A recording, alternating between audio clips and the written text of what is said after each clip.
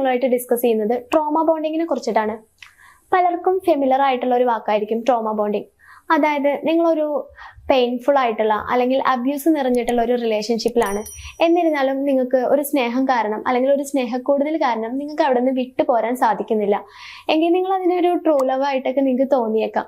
പക്ഷെ പലപ്പോഴും അതൊരു യഥാർത്ഥ പ്രണയം ആയിക്കൊള്ളണം എന്നില്ല. അല്ലെങ്കിൽ ഒരു ട്രോമ ബോണ്ടിങ് ഉള്ള കാരണമായിരിക്കും നിങ്ങൾ ആ റിലേഷൻഷിപ്പിൽ തന്നെ തുടർന്നുകൊണ്ടിരിക്കുന്നത്. അതായത് എന്താണ് ട്രോമ ബോണ്ടിങ്, അല്ലെങ്കിൽ അതിന്റെ സയൻസ് എന്താണ്, എങ്ങനെ നമുക്ക് അതിൽ നിന്നും മൂവ് ഓൺ ചെയ്ത് പുറത്തു കടക്കാൻ സാധിക്കും? First one, justification. അതായത് ഈ വ്യക്തി നമ്മളോട് ചെയ്യുന്നത് തെറ്റാണെന്ന് അറിഞ്ഞിട്ടും അല്ലെങ്കിൽ ഈ വ്യക്തി നമ്മളെ അബ്യൂസ് ചെയ്യുകയാണെന്ന് അറിഞ്ഞിട്ടും നമ്മൾ അയാളെ കുറിച്ച് ന്യായീകരിക്കാൻ ശ്രമിക്കുക. അതുപോലെ ഒരു സെക്കൻഡ് പോയിന്റ് എന്ന് പറയുമ്പോൾ സെൽഫ് മാനിപ്പുലേറ്റിംഗ് അല്ലെങ്കിൽ ഗ്യാസ് ലൈറ്റിംഗ് ഒക്കെ. അതുപോലെ മറ്റൊരു പോയിന്റ് ആണ് ഹെൽത്തി റിലേഷൻഷിപ്പ് നമ്മൾ ഡിസേർവ് ചെയ്യുന്നുണ്ട്, അല്ലെങ്കിൽ ഇതുപോലുള്ള ഒരു അൺഹെൽത്തി ആയിട്ടുള്ള റിലേഷൻഷിപ്പിൽ തുടരേണ്ട ആവശ്യമില്ല. പിന്നെ മറ്റൊരു കാര്യം എന്ന് പറഞ്ഞു കഴിഞ്ഞാൽ